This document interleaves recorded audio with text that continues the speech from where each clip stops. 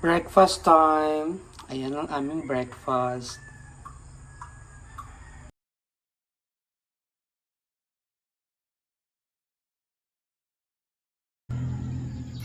It's time to eat. And good morning.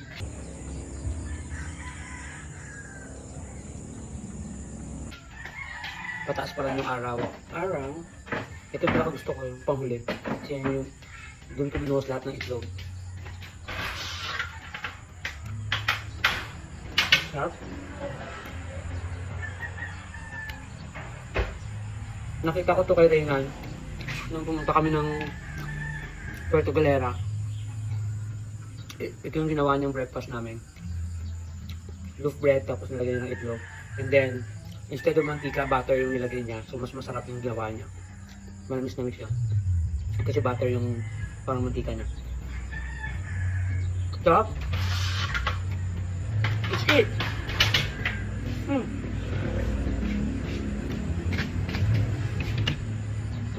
Ano? Sarap siya.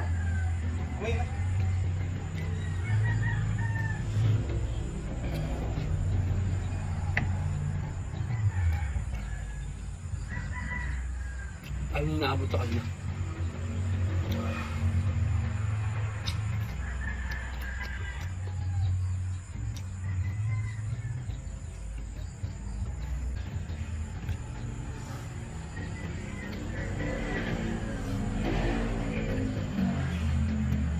Ano?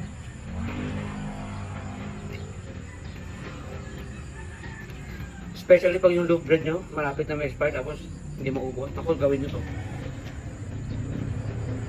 For sure, ubos agad. Perfect sa mga bata, yung mga anak.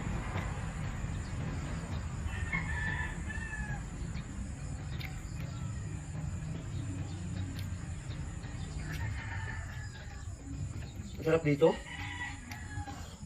Paghapon na maririnig mo yung mga ibon. Pag umaga maririnig mo mga ibon.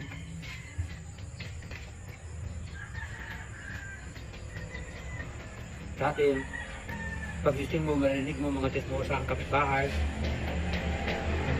Mga bata naglalaro sa labas. Yun yung maririnig mo pagkagising eh. At pagdating ng hapon, hanggang gabi. Dito maririnig mo mga sasakyan lang dumadaan. Tapos mga ibon, mga manok, natulog nila ako mga manok.